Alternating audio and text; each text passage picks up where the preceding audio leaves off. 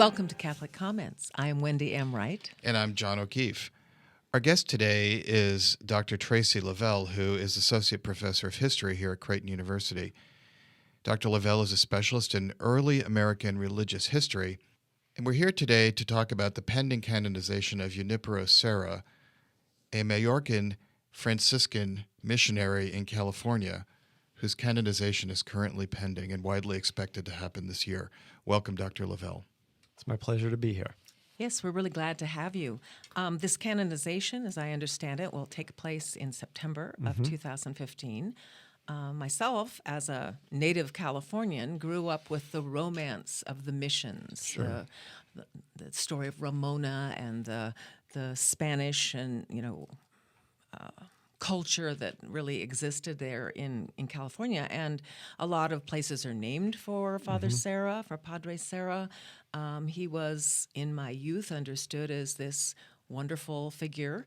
And he did, in fact, he was one of the people who spearheaded the foundation of the whole chain of missions up the coast of what is now California and upper Mexico.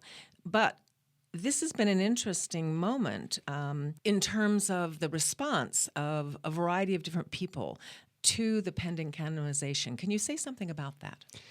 Yes. Well, I think people were a little surprised that the Pope announced that he would canonize Serra in September. The announcement came in January, and the Pope will be in the United States in September and wanted to do it then.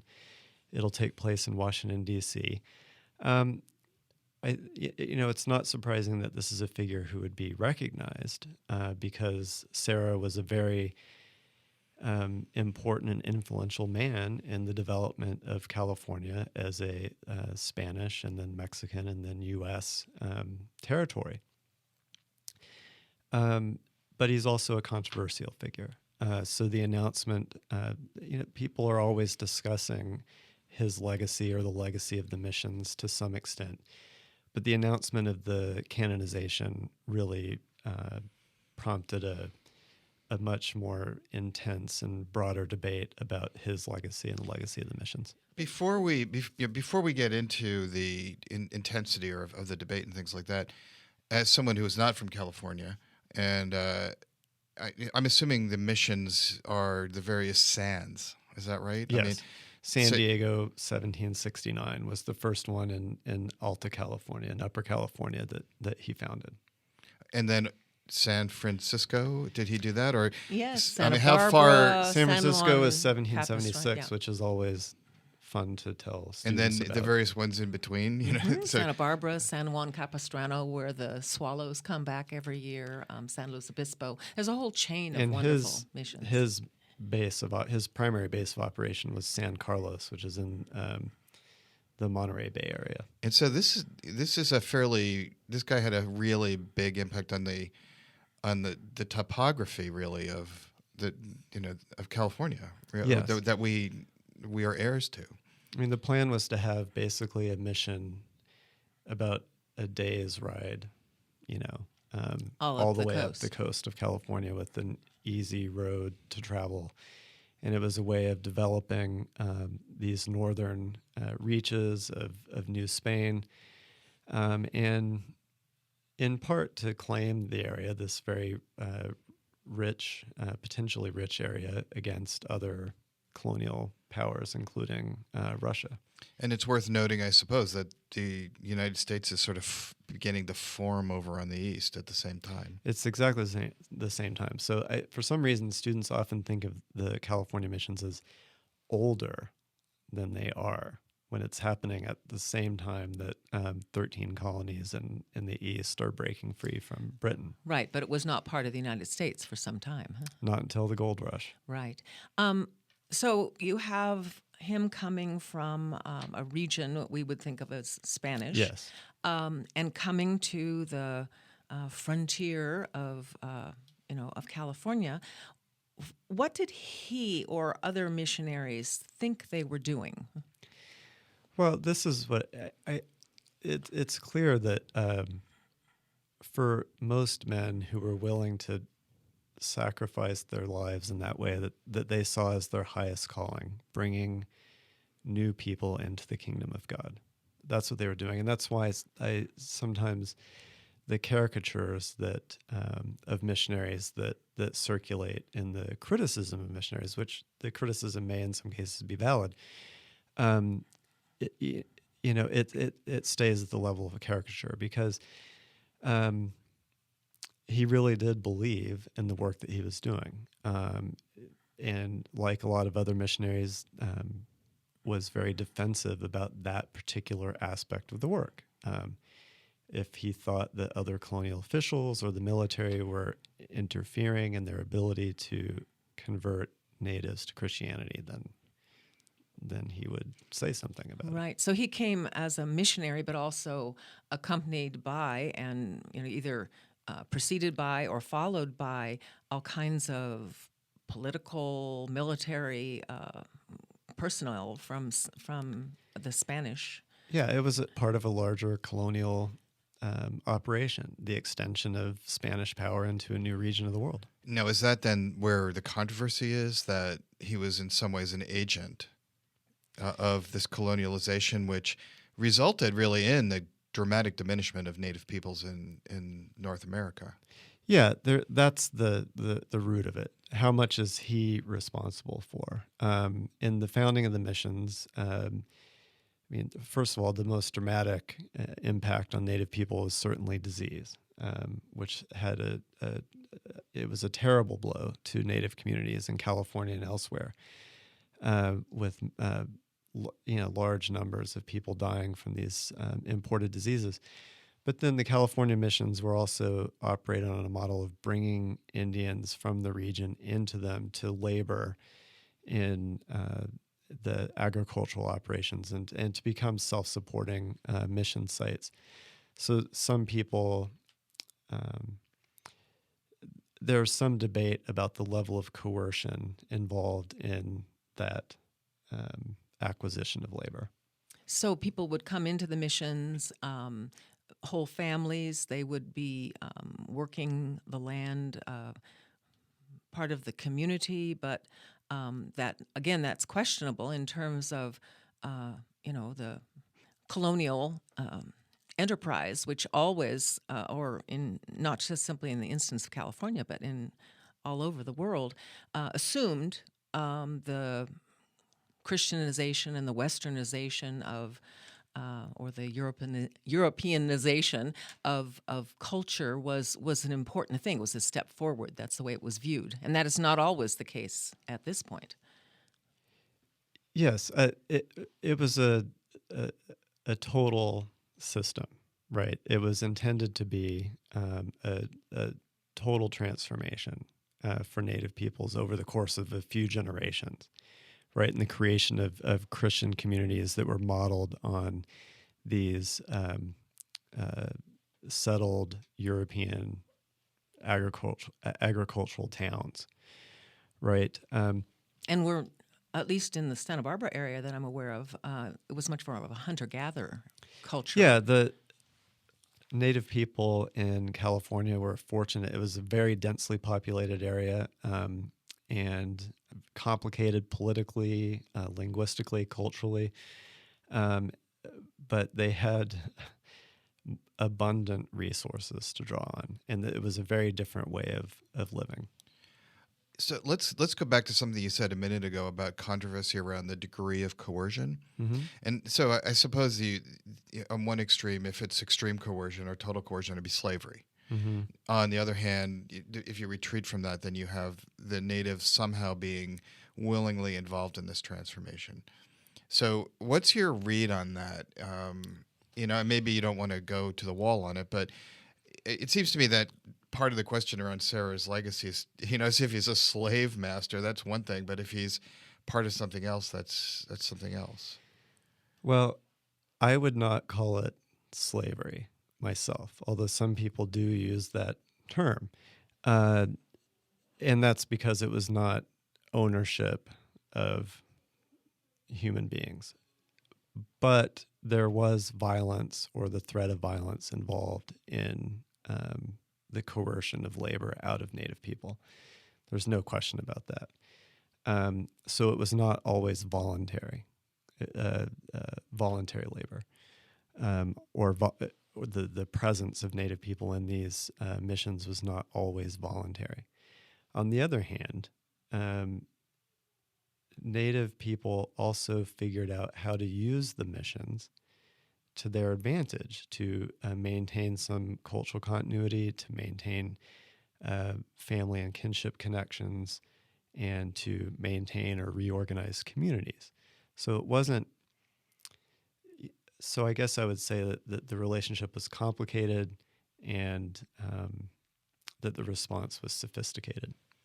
So let me take that just one step further. So if we can think about Serra as sort of somehow, part of the machinery of Spanish colonialism, and this is happening all over North and South America, and the East Coast is the machinery of British colonialism, those kinds of things, and then later we see the same thing in Africa.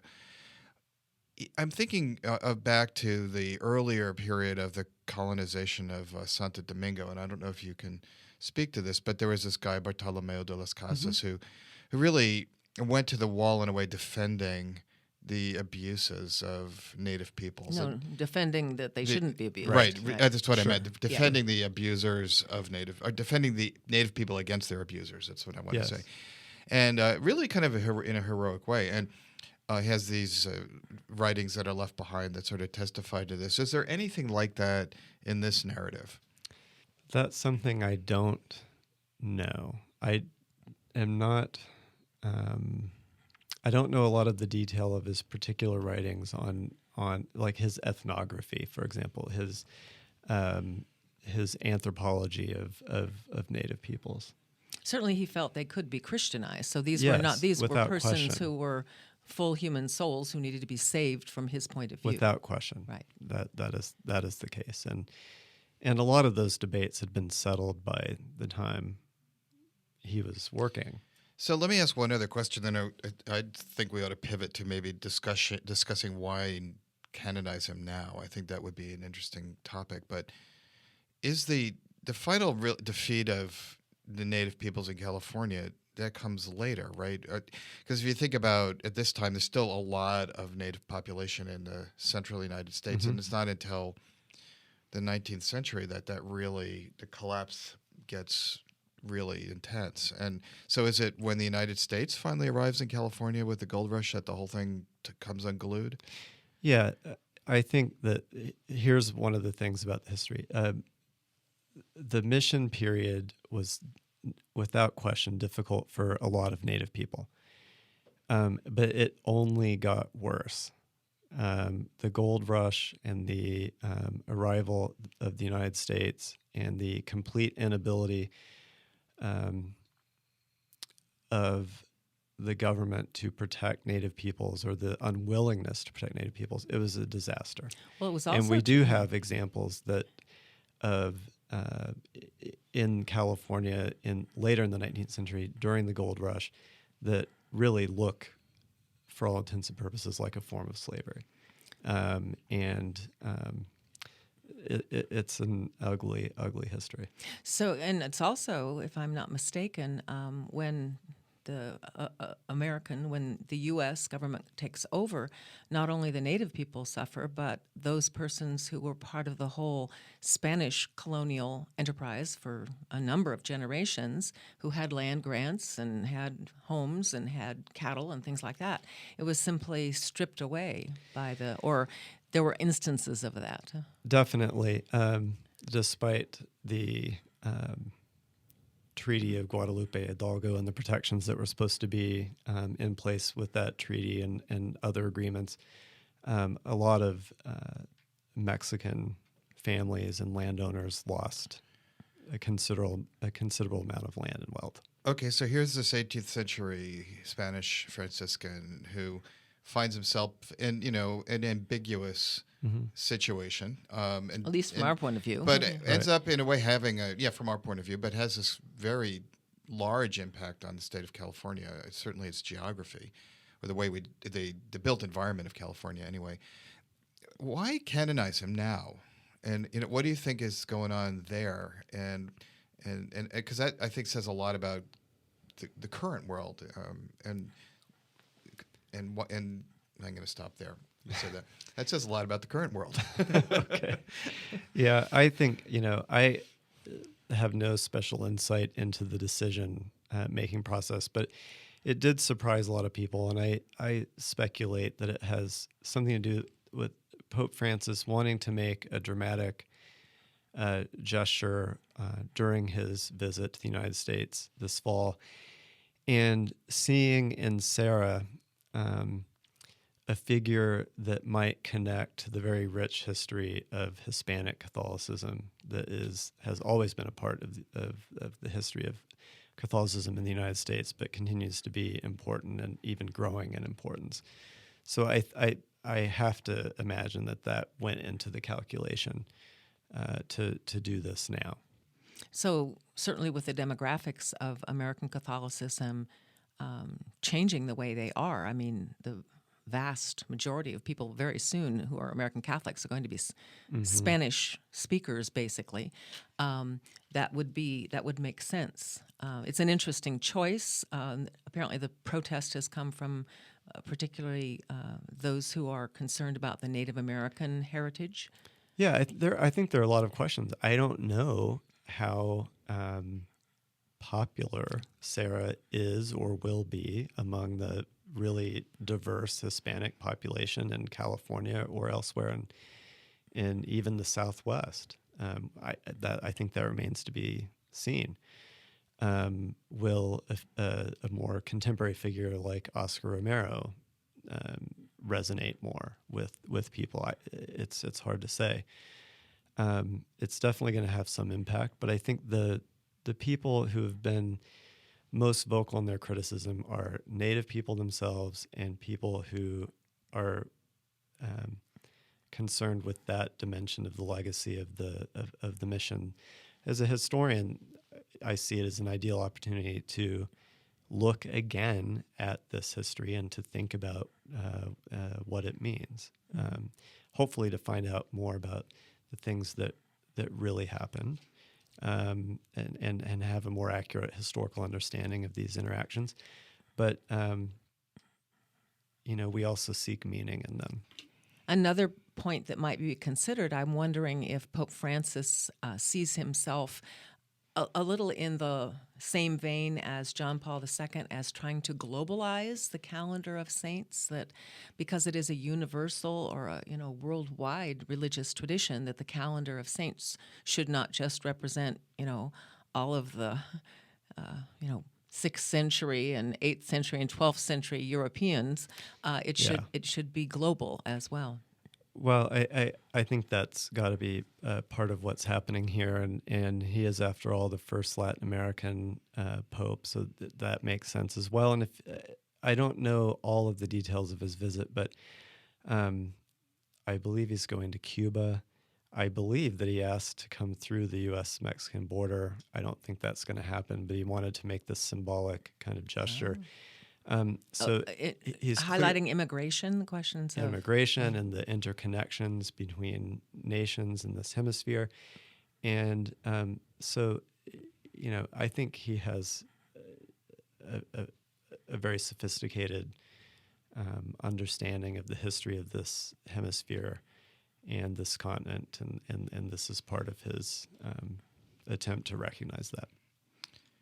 We've been talking to Dr. Tracy Leavelle of the Department of History here at Creighton University about the pending canonization of Junipero Serra, a Franciscan missionary in the United States who was deeply involved in the colonial history of America. Thanks so much, Tracy, for coming back on the show. Thanks. It was nice to be here again. Thank you.